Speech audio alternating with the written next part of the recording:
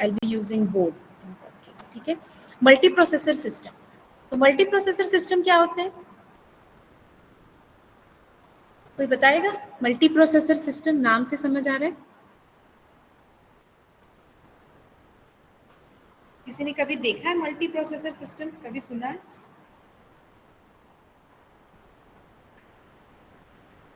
No one? कोई नहीं जानता multi processor system? Okay.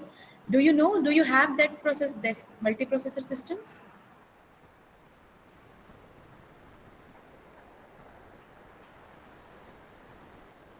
Yes, perfect. Multiprocessor system is not multiple single processor की बात नहीं हो रही है ना? यहाँ पे मल्टी प्रोसेसर सिस्टम का कहने का मतलब है एक ही सर्किट पे, आपके एक ही मदरबोर्ड पे मल्टीपल प्रोसेसर्स आपने लगा दिए. Those processors are sharing the communication, they are in very close communication with each other. They are sharing the computer bus, they are sharing the CPU clock and memory and peripheral devices too, like in your laptops. Different cores of your computers will be known as multi-processor systems. ठीक, इसी को हम parallel systems भी कहते हैं, इन्हीं को हम टाइटली कपल्ड सिस्टम्स भी कहते हैं. Just note it down. मैं डायग्राम बना रही हूँ.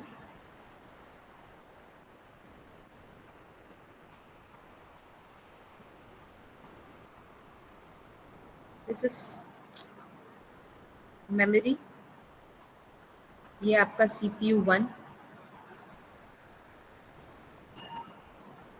ये CPU 2, ये CPU 3.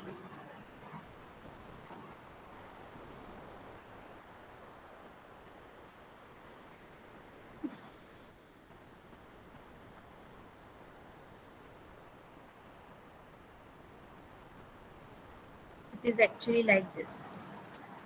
ये सब आपस में, ये जो बस है, ये जो जिससे ये कनेक्टेड है ना,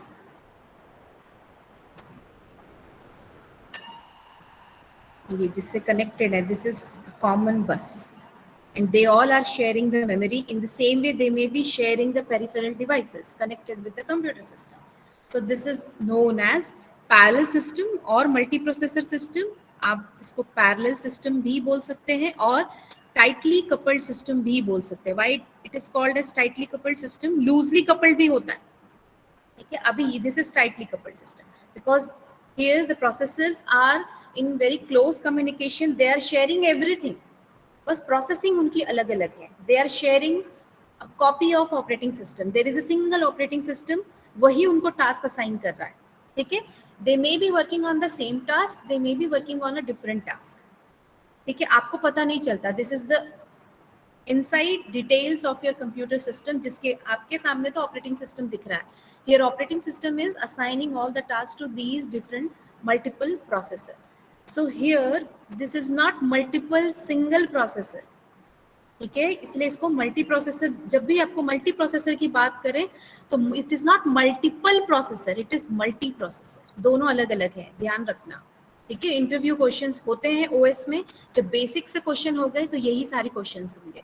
तो मल्टी प्रोसेसर और मल्टीपल प्रोसेसर, मल्टीपल में मल्टीपल सिंगल प्रोसेसर की बात हो रही है. ठीक, और मल्टी प्रोसेसर सिस्टम में there are different processor connected with a common bus inside a single motherboard, and they are sharing all other resources. It may be memory, peripheral devices, CPU, even CPU का जो clock है वो सब आपस में इन लोग share कर रहे हैं, है ना. सबका अपना अपना डिफरेंट क्लॉक नहीं है, सेम क्लॉक पे इन लोग काम करते हैं, एक टिक पे, है ना.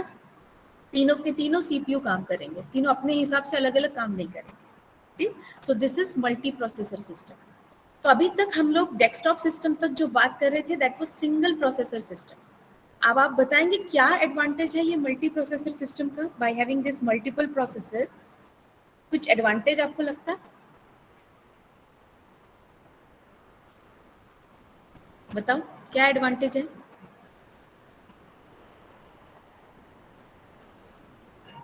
कोई एडवांटेज नहीं.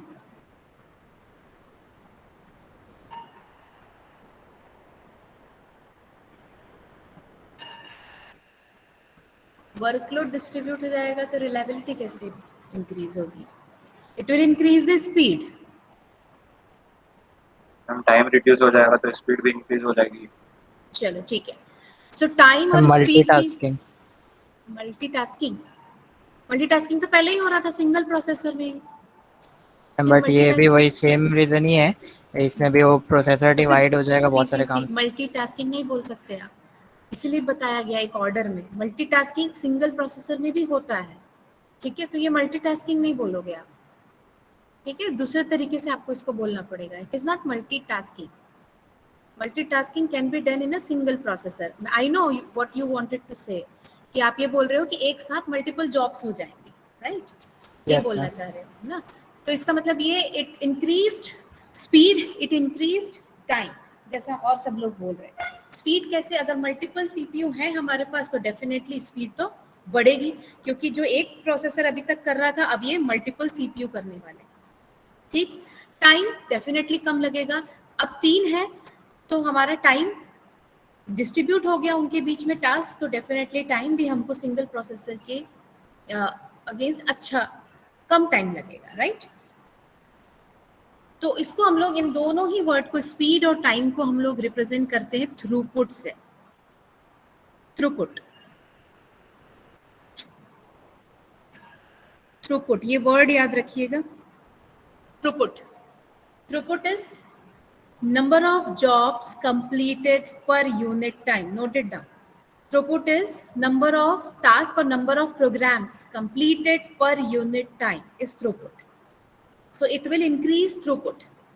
ठीक है? मे बी एक ही सीपीयू 3 जॉब्स फटाफट कर दे, या तीनों डिवाइड करके कर दे, या तीनों अलग अलग जॉब्स कर दे. Definitely it will increase the throughput of your computer system. ठीक है? So it will increase the throughput, ये याद रखना. ठीक. तो इंक्रीज थ्रूपुट मतलब if you are having multiple processor, हमको लगता है कि हमारा टास्क ज्यादा होगा. अच्छा एक बात बताओ, इंक्रीज थ्रूपुट बोलने का मतलब है number of task completed per unit time. अगर मेरे पास 3 प्रोसेसर है तो एक प्रोसेसर में अगर जितना टाइम लग रहा था उसके 3 टाइम, जितना स्पीड था एक प्रोसेसर में, 3 प्रोसेसर में स्पीड और बढ़ जाएगा, तो it will be 3 times of that speed, और it will be less than that speed. Ma'am ये तो इस बात पे डिपेंड करता है ना कि जो तीनों प्रोसेसर्स हैं उनका प्रोसेसिंग पावर सेम है या डिफरेंट है. या दे आर सेम. सभी प्रोसेसर हाँ जो तो आपके मैम लैपटॉप्स में फिर लगे होते आपका हैं स्पीड सब 3 सेम. गुना हो जाएगा. फिर 3 आपका गुना हो स्पीड 3 जाएगा. गुना हो जाएगा. और कोई, किसी और का कुछ opinion?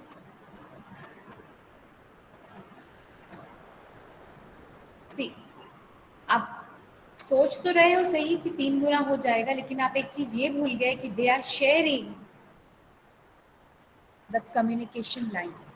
They are communicating with each other with that common communication line. They are also sharing the common memory. They are also sharing the common peripheral devices. So don't you think this will create certain amount of overhead in keeping Yes all the ma'am. parts working correctly? It will put some overhead, ठीक है? That will take some time to respond. और उस time की वजह से हमको 3 गुने से कम टाइम लगता है. कम टाइम मतलब ये बोलना चाहिए उस उतना नहीं मिलता जितना स्पीड हमको मिलना चाहिए, है ना? It is less than that time. ठीक. तो ये चीज भी आप याद रखिएगा, आगे काम आएगा. देन बताइए सेकेंड एडवांटेज क्या होगा? थ्रूपुट तो आपका इंक्रीज हुआ, जिसमें स्पीड और टाइम जो आपने बोला वो सब इंक्लूड हो गया. देन मैम इनपुट लेने की कैपेसिटी बढ़ जाएगी. इनपुट लेने की कैपेसिटी, पावर एफिशिएंसी हो जाएगी. पावर एफिशिएंट, ये तो बात हम बोल नहीं सकते. पावर एफिशिएंट कैसे? जितने ज्यादा प्रोसेसर उतना ज्यादा पावर लगेगा. पावर एफिशिएंसी कैसे होगी? नहीं, जैसे जैसे हम जितने ज्यादा प्रोसेसर्स लगाएंगे, सभी अलग अलग काम कर रहे हैं, तो सारे प्रोसेसर को पावर चाहिए, पावर ज्यादा ही लगेगा सिंगल प्रोसेसर से, इसमें तो कोई डाउट है. Do you think it will be more economic than single processor? Economic होगा क्या? Yes, ma'am. कैसे? Ma'am, multiprocessors are cheaper than single processor system. How? यहाँ पे मल्टीपल प्रोसेसर का कॉस्ट नहीं आ जाएगा? एक एक प्रोसेसर का कॉस्ट आज के डेट में अगर जाए तो इट स्टार्ट्स फ्रॉम 10,000. कैसे चीपर होगा? मैम अगर अगर अब हम हाँ सिंगल प्रोसेसर लेने जाएंगे तो पूरा सिस्टम, हमको 3 सिस्टम लेने पड़ेंगे, और हमको पूरा ओके, सिस्टम की यहाँ पे जरूरत ही नहीं है, सिर्फ प्रोसेसर अलग 2 लेंगे बस। तो करेक्ट. हम लोग पहले पॉइंट में भी ये बोल रहे थे कि हम लोग सारे रिसोर्सेज शेयर कर रहे हैं, सिर्फ प्रोसेसर अलग अलग है और हमारा स्पीड बढ़ जा रहा है, हमारा टाइम बढ़ जा रहा है. तो rather than having multiple single processor with the whole sole all system, we are keeping only processor in a close communication to get our task to get our task completed. ठीक है, ठीक. तो इसलिए हम इसमें एक और दूसरा पॉइंट लिख सकते हैं, दैट इज इट इज जो आपके बुक में लिखा है वो वर्ड वही मैं लिख देती हूँ, इकोनॉमी ऑफ स्केल. स्केल,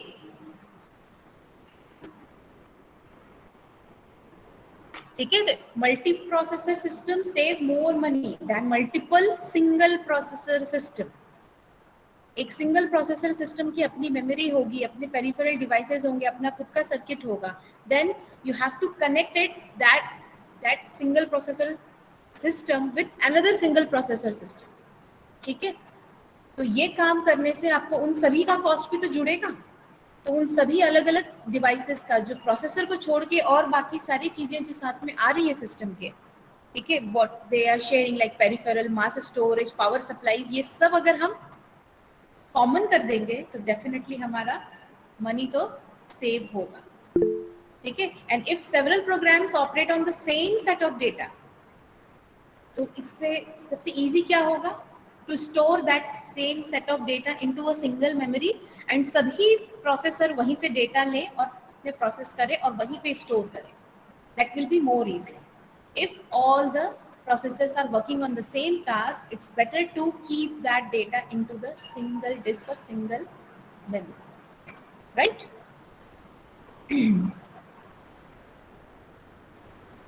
ठीक. Roman Qureshi, you raised hand. Do you have any question, or it was by mistake? तो थर्ड है आपका, और कुछ एडवांटेज मल्टी प्रोसेसर सिस्टम का. शुरू में तेजस बोल रहा था रिलायबिलिटी, है ना. तो रिलायबिलिटी कैसे बढ़ेगी बताओ, किस बेसिस पे बताओ अब reliability, how this multiple processor are reliable. चला लेना काम ऐसे ही. Reliability, increased reliability.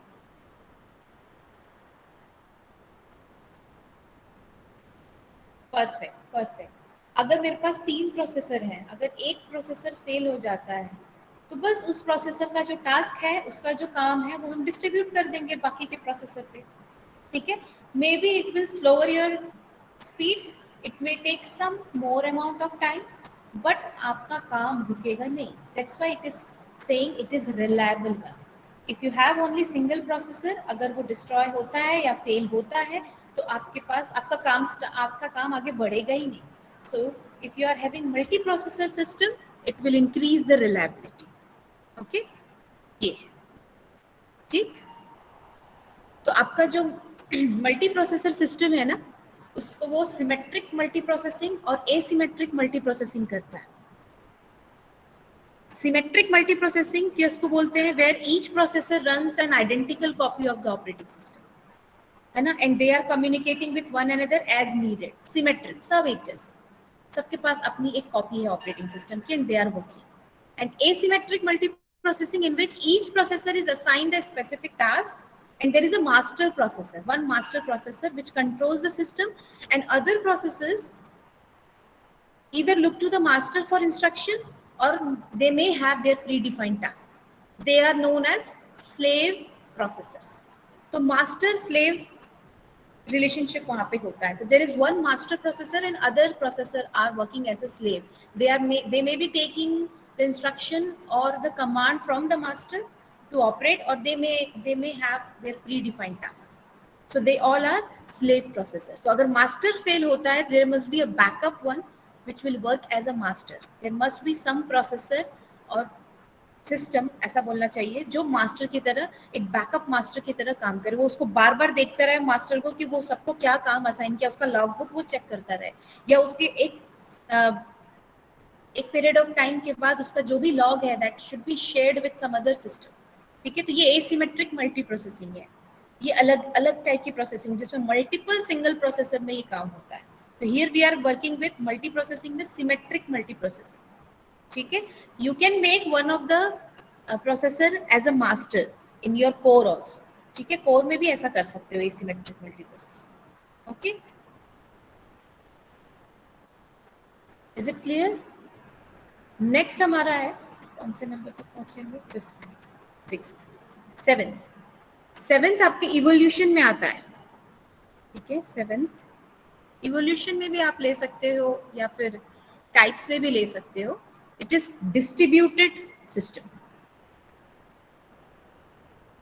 Distributed system.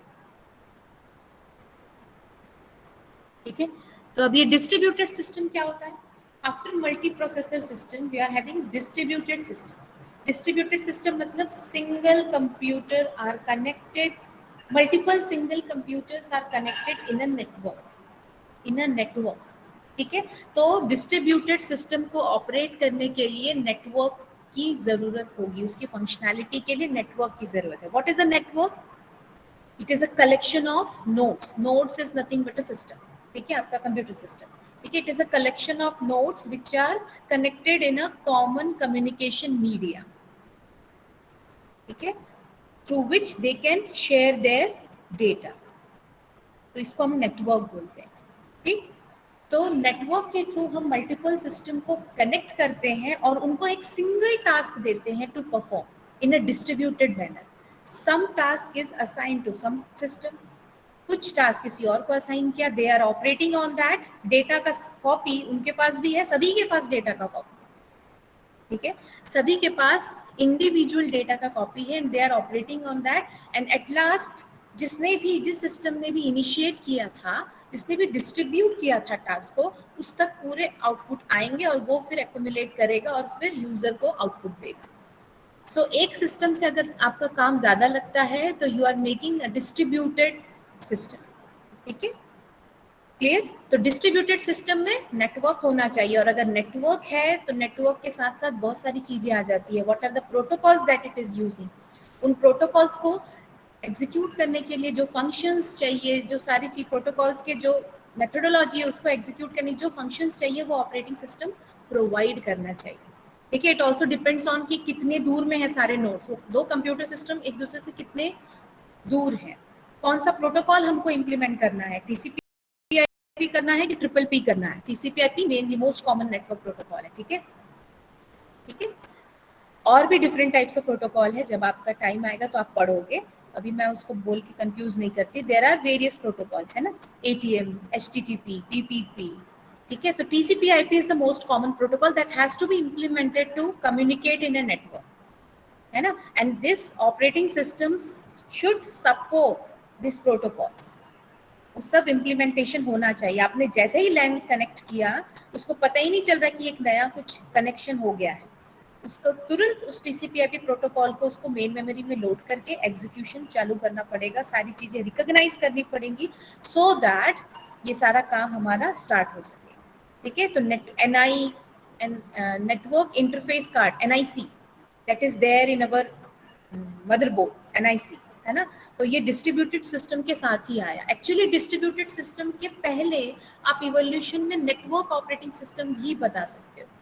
मैंने ऑफलाइन क्लास में बताया था.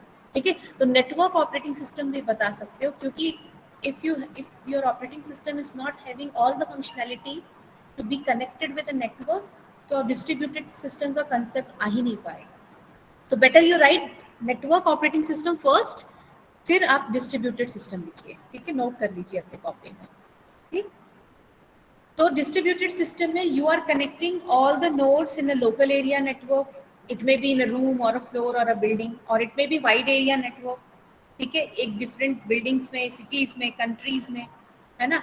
ग्लोबल कंपनी में have a wide area network to connect its offices worldwide. तो ये सभी इस तरीके से हम डिस्ट्रीब्यूटेड सिस्टम बना सकते हैं. ठीक है, स्मॉल एरिया नेटवर्क से लेके लैन, मैन, वैन, जितना आपने पढ़ा है पहले, वो सभी इससे कनेक्ट करके हम एक ही टास्क को मल्टीपल सिस्टम में कम्युनिकेट करके काम करवा सकते हैं. यहाँ से डिस्ट्रीब्यूटेड सिस्टम स्टार्ट हुआ था. तो इनिशियली डिस्ट्रीब्यूटेड सिस्टम को हम लोग क्या बोलते थे पता है? क्लाइंट सर्वर सिस्टम, जो आज भी आप जानते हैं.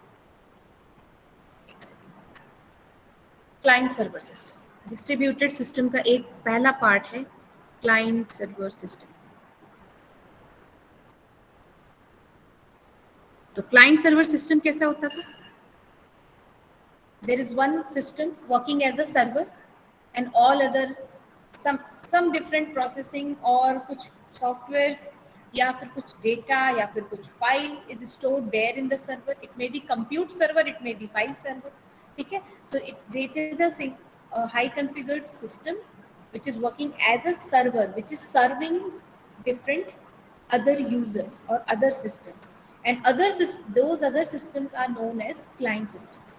तो क्लाइंट सिस्टम से आपका रिक्वेस्ट जाएगा सर्वर पे प्रोसेस होगा और प्रोसेस होके वापस क्लाइंट के पास उसका रिस्पॉन्ड आएगा. लाइक आप वेब ब्राउजर में जब आप टाइप करते हो जो भी वेबसाइट यूआरएल उसका, तो वो यूआरएल जहाँ पर भी स्टोर होता है उस सर्वर तक उसकी रिक्वेस्ट जाती है और फिर उसका जो भी कंटेंट है वो लोड हो जाता है आपके browsing web as a web page in your browser. ठीक, so it is a client server system. तो ये क्लाइंट सर्वर सिस्टम में सर्वर अलग अलग टाइप के हो सकते हैं. ठीक है, कंप्यूट सर्वर हो सकता है where if client is sending some request to perform an action, in response वो सब कुछ एग्जीक्यूट कर रहा है, सारे एक्शंस ले रहा है and send back the results to the client. It is compute server.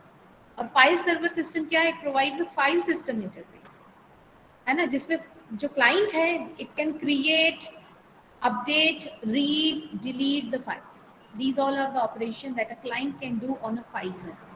है ना. तो आपने खुद, अगर आपके पास 6 सिस्टम कनेक्टेड है तो आप एक किसी में सारी फाइल्स स्टोर करके रख सकते हो और जब भी ज़रूरत हो आप बीइंग अ क्लाइंट, अगर आप उसका आईपी जानते हो तो आप वहाँ से उस फाइल सर्वर से आप फाइल कॉपी कर सकते हो.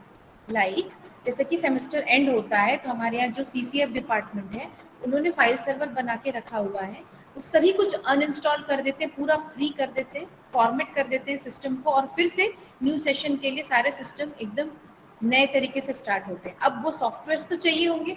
अब इस सेशन में हमको जो भी सॉफ्टवेयर चाहिए, सर देखो एक सेशन में हमको जावा भी चाहिए, एंड्रॉयड भी चाहिए, मैटलैब भी चाहिए, सब हैवी सॉफ्टवेयर्स हैं.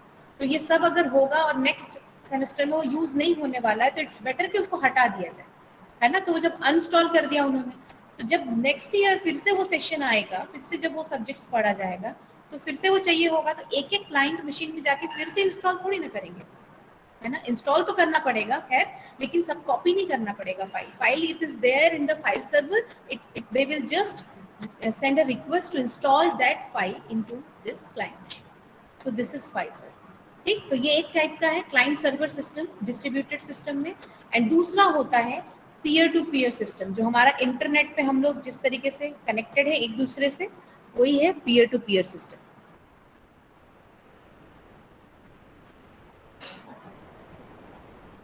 ठीक है, पीयर टू पीयर सिस्टम. ठीक है, पीयर टू पीयर सिस्टम्स. ठीक है, तो इंटरनेट में जैसे सारे कंप्यूटर्स आपस में कनेक्टेड होते हैं, ठीक है, वर्ल्ड वाइड, इसी को हम लोग पीयर टू पीयर सिस्टम्स बोलते हैं. ठीक है, all the computers are connected in a network. ठीक, और इन्हीं डिस्ट्रीब्यूटेड सिस्टम को हम लूजली कपल्ड सिस्टम कहते हैं. अभी हमने टाइटली कपल्ड किसमें पढ़ा था? मल्टी प्रोसेसर सिस्टम में. ठीक, तो ये जो है हमारा distributed system, they are loosely coupled system because here each processor has its own local memory and the processors are communicating with one another through various communication line such as high speed buses और telephone lines जिससे हम network बना रहे हैं. इसलिए हम, क्योंकि वो फिजिकली अपार्ट हैं, they have their own memory, own peripheral devices, own communication devices, they are now connecting with each other with a interface, high speed communication line, high speed buses or telephone lines. That's why we are calling it as a loosely coupled system. ठीक है, they are coupled, they are working on a single task, they may be working on a single task but they are physically apart, so it is loosely coupled system. Note कर लेना, which type of systems are known as loosely coupled systems. So just आपका answer होना चाहिए distributed systems, because they are physically apart, they are not sharing any other resources, they are just connected with a high speed buses or telephone lines as an internet network. ठीक है, और उसमें वो operate कर रहे हैं. ठीक, तो डिस्ट्रीब्यूटेड सिस्टम के पहले आप नेटवर्क ऑपरेटिंग सिस्टम समझा दीजिए. ठीक, so what is network operating system? That provides features such as file sharing across the network, that includes a communication scheme, that allows different processes on a different computer to exchange messages.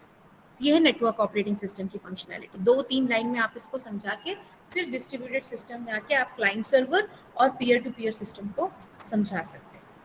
ठीक है, अब next आपको लगेगा एक जैसा ही है. Distributed system के just बाद आता है आपका क्लस्टर्ड सिस्टम. क्लस्टर्ड सिस्टम जो आज बहुत ही ज्यादा यूज होता है. ठीक है, we have got an idea from a distributed system कि अगर सिस्टम फिजिकली अपार्ट है तो भी हम उनको आपस में ग्रुप करके एक सिंगल टास्क करा सकते हैं. सी, डिस्ट्रीब्यूटेड सिस्टम्स का जो कोई क्लस्टर नहीं है, we are making a cluster. हम पहले से बता दे रहे हैं कि आप सिर्फ इसी कंप्यूटर से कम्युनिकेट कर सकते हैं. You have 3 more friends with you जिसके साथ आप काम कर सकते हैं. You all 4 are working in a distributed manner but you are a clustered system. कोई भी काम करना है तो आप चारों आपस में बांट लीजिए. ये क्लस्टर्ड सिस्टम है. आइडिया आया डिस्ट्रीब्यूटेड सिस्टम से कि let's have multiple single computer system, connect them in a high speed buses और नेटवर्क लैन से कनेक्ट करो और उनको आपस में एक दूसरे को कॉन्फ़िगर कर दो. एक को बता दो कि ये 3 तुम्हारे साथ है, बाकी तीनों को बता दो कि बाकी 3 उनके साथ है. उनका मतलब कॉन्फ़िगर करना पड़ता है ना, उनके आईपी एड्रेसेस डालने पड़ते हैं, स्टैटिक आईपी पे काम करना पड़ता है. तो वो क्लस्टर बन गया. ठीक, तो क्लस्टर बन गया. तो वो क्लस्टर्स जो है अब एक सिंगल उस पर काम करेंगे. तो ये देखो, जब बिग डेटा कंप्यूटिंग आया ना, ये कंसेप्ट कहाँ से ज़्यादा इवॉल्व हुआ? जब बिग डेटा कंप्यूटिंग, डेटा बहुत ज़्यादा जब बढ़ने लगा. What is big data? When you can not handle data in a single computer. आपका single computer high end computer 32 GB का भी अगर आपके पास रैम है, उससे भी ज़्यादा लगता है. अगर डिस्क आपका 2 TB है, उससे भी ज़्यादा डेटा आपका हो गया है जिसको आप एक सिंगल कंप्यूटर में हैंडल नहीं कर सकते. इन that case you must go for clustered computing. तो बिग डेटा में, big data computing distributed manner में क्लस्टर्ड कंप्यूटिंग के साथ होता है, जिसमें हम नॉर्मल जो हम लोग अपने घर पे लैपटॉप्स यूज़ करते हैं, जो डेस्कटॉप सिस्टम यूज़ करते हैं, जिनका नॉर्मल कॉन्फ़िगरेशन होता है, ऐसी ही सिस्टम को आपस में कनेक्ट कर देते हैं और उनको एक दूसरे के बारे में बता देते हैं. और जब डेटा उनको दिया जाता है, there are different copies of data. वो थोड़ा सा और डिफरेंट थोड़ा कंसेप्ट हो जाएगा. ठीक है, तो वो डेटा को हम लोग उसकी मल्टीपल कॉपीज रखते हैं अलग अलग सिस्टम में और फिर उस पर काम कराते हैं. ठीक है, तो एक डेटा को हमने डिवाइड कर दिया और उसके एक पार्ट को हमने 3 कॉपीज रखा. इस तरीके से उस पर काम करते. खैर, उसको आगे नहीं जाते, बट इट इज, जब ये कंसेप्ट आया बिग डेटा का, तो उसकी कंप्यूटिंग में क्लस्टर्ड कंप्यूटिंग बहुत ज़्यादा यूज होता है. तो आज के डेट पे आप क्लाउड पे भी क्लस्टर्ड बना सकते हैं. ठीक है, if you don't have multiple system और आपको काम करना है, आपका प्रोजेक्ट है, तो वो how you will do? You will create cluster in the cloud. और अगर आप सिर्फ डेटा स्टोरेज ले रहे हैं तो कभी कभार AWS जो है डेटा स्टोरेज हमको थोड़ा ज़्यादा दे देता है, लेकिन थोड़ा बहुत चार्ज भी करता है. और प्रोसेसिंग अगर बहुत ज़्यादा है तो it may charge in hour basis. ठीक है, जितना देर आप काम करेंगे उतना वो पैसा आपसे चार्ज करेगा, और बाकी क्लाउड पे क्लस्टर बनाने का चार्ज वो नहीं करता है. ठीक है, तो ऐसे क्लस्टर बना के, maybe 1 computer is there in the US, एक कनाडा में है, एक इंडिया में है ना. तो इस तरीके से आप मल्टीपल डिफरेंट कंप्यूटर्स को आपस में कनेक्ट करके क्लाउड में क्लस्टर बनाकर काम कर सकते हैं. ठीक, this is cluster computing, clustered system. तो ये हाई अवेलेबिलिटी सिस्टम्स हैं, है ना। एक भी सिस्टम अगर फेल हो जाता है जिसका मतलब पूरा का पूरा क्लस्टर फेल हो जाएगा, ऐसा नहीं है। One laser system is there, अब उनके बीच में काम डिस्ट्रीब्यूट हो जाएगा। तो इन क्लस्टर कंप्यूटिंग और in clustered system we usually go for asymmetric clustering. Asymmetric मतलब अभी बताया था प्रोसेसिंग, जहाँ पे एक सिस्टम जो है मास्टर मोड पे होता है ना, और बाकी सब एक्चुअल रन कर रहे होते हैं एप्लीकेशन को, ठीक है। सो जो मास्टर नोड होता है, it does nothing, it just monitor the active servers, और अगर एक भी सर्वर फेल होता है so this master node becomes the active server. In that way asymmetric clustering is done. In a symmetric mode also you can go for where two or more hosts are running application और दोनों एक दूसरे को monitor कर रहे हैं, ठीक है, और उसमें से जितने भी हार्डवेयर हैं दोनों ही एक साथ एक्सेस कर रहे हैं। तो it does require that more than one application be available to run, ठीक है, सिमेट्रिक मोड में।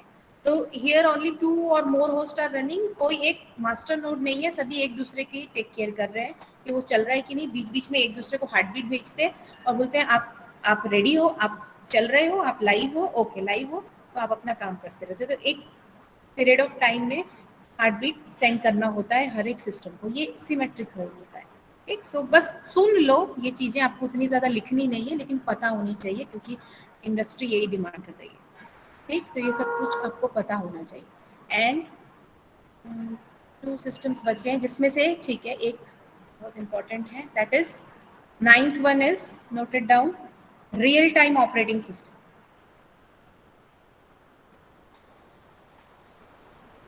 Real time operating system, real time operating system क्या है? रियल टाइम से समझ में आ रहा है कि टाइम कंस्ट्रेंट होगा। It is used when rigid time requirements have been placed on the operation of a processor और द फ्लो ऑफ डेटा। अगर रिजिड टाइम रिक्वायरमेंट्स है, उतने ही टाइम में काम होना चाहिए। So these real time systems are working on different types of industry और different types of devices, where ये जो रियल टाइम ऑपरेटिंग सिस्टम्स हैं ये आपके जनरल पर्पस कंप्यूटर जैसे आपका जो ऑपरेटिंग सिस्टम है वो जितने बहुत सारे फंक्शंस करता है, रियल टाइम ऑपरेटिंग सिस्टम इतने सारे फंक्शंस नहीं करते। It has pre defined small number of task जिसको वो डिस्क में भी नहीं रखते, वो सीधे रैम पे या फिर इवन रोम पे ही रख देते हैं, ठीक है, क्योंकि वो टास्क इतना कम होता है, वो फंक्शंस इतने कम होते हैं। It has to take just a single decision or a one or two decision, ठीक है।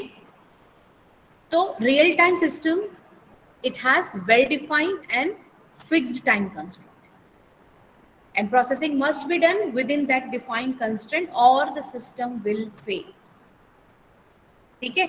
आप ये सोचो अगर एक इंडस्ट्री में सारा काम रोबोट करता है तो कि टाइम का कितना ज़्यादा इम्पोर्टेंस है। अगर 1 मिनट या 1 सेकंड का भी इधर से उधर हुआ तो जो कार बन रही होगी वो टेढ़ी मेढ़ी बन जाएगी या सही जगह नहीं फिट होगी और वो पूरा डिस्ट्रॉय हो सकता है, ठीक है। तो इन दैट केस तो real time system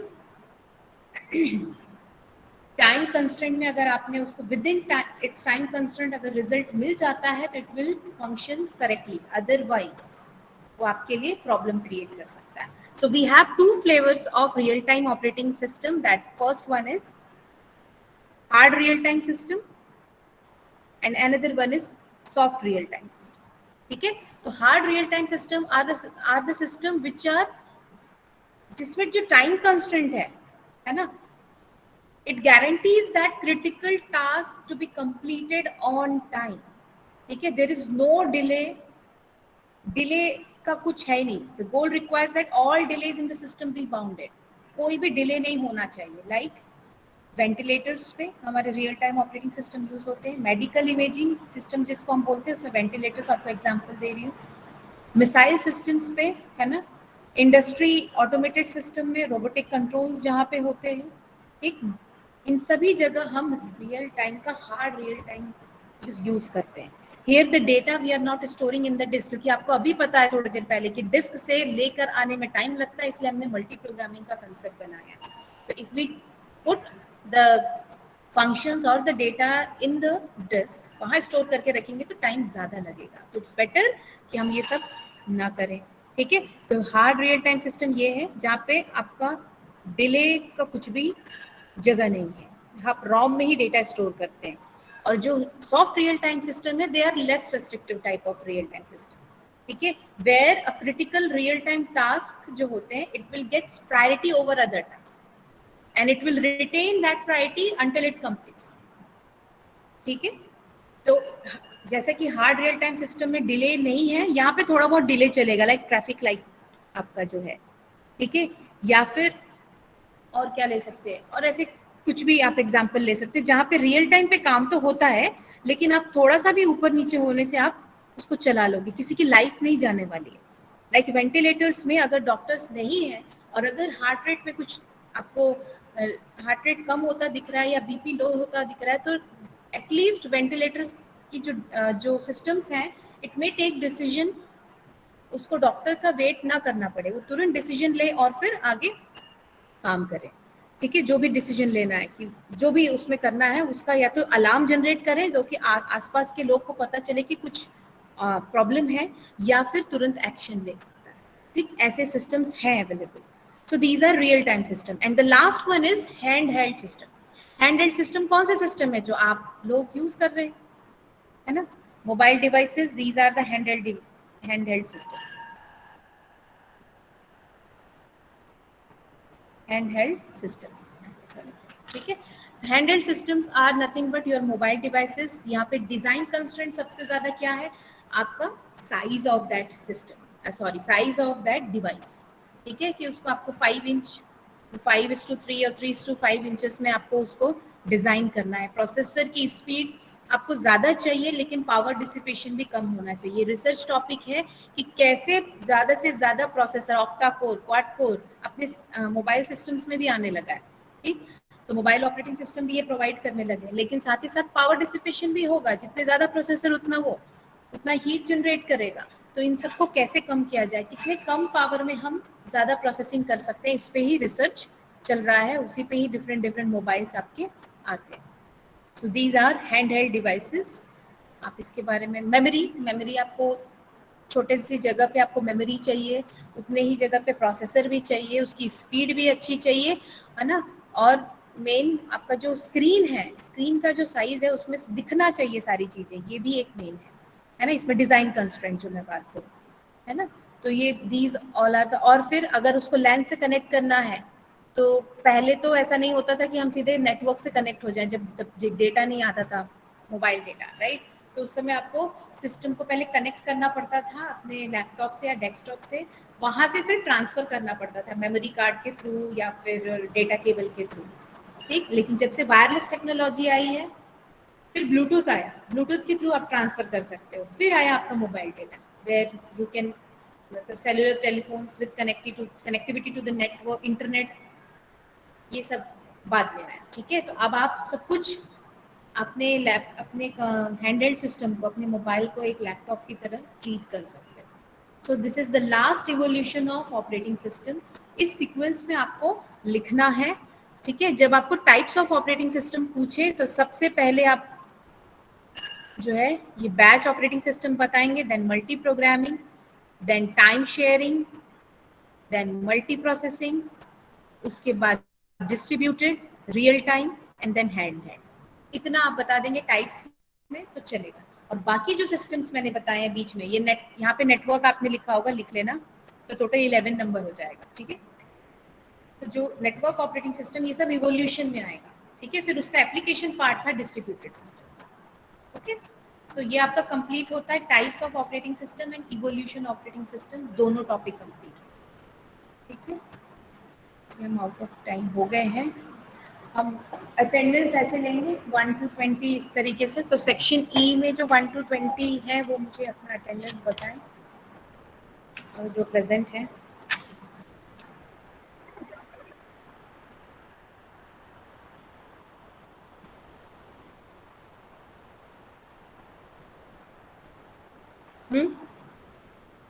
roll number 1 to 20 में कोई प्रेजेंट है? Aditya, ma'am E01 present. Roll number अगर याद है तो बोल दो। E16 present.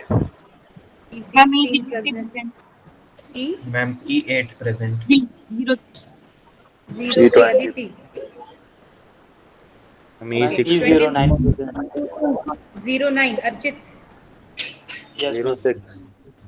06 Aniket, Ma'am, E05. 05 07. Okay. 19. 11 20. 19 Umesh, कहाँ है उमेश? Yes, ma'am. बारहवीं Present. के 20 प्रेजेंट मैम है। E20. हाँ 20 हो गया। 18 present. 18 प्रेजेंट 11 ठीक है। 11 Ayush means. Ma'am 14 14 Devendra. Okay 1 to 20 complete है, आप लोग लीव कर सकते हैं। Next 21 to 40। Ma'am 20 Ma'am, 24. 24 22 36. 25 Ma'am, 28. 28 Ma'am, 30. Ma'am 39 Ma'am, 34. Ma'am 31 31 नमन 35 एक सेकेंड, ऐसे लाइन से बोलोगे तो कैसे होगा। 31 हो गया है ना। 32 पर आगे भी Ma'am, प्रेजेंट है। 34. Ma'am 35 34 Ma'am, 23. एक सेकेंड। Ma'am, 34 प्रेजेंट है। 35 प्रेजेंट है। 36. 33 प्रेजेंट है। अरे 20 में किसका था? मैम 25 25 किसका है? कृष, कहाँ है कृष? यस मैम ठीक है। मैम 39 39 Ma'am, ठीक है। 36. 36 मैम 38. मैम 33. 38 हो गया। मैम राघव 33. हो गया। 36 ठीक है। 40 तक सबका हो गया। मैम मानसी 30 मिश्रा प्रेजेंट हो आप? Yes ma'am.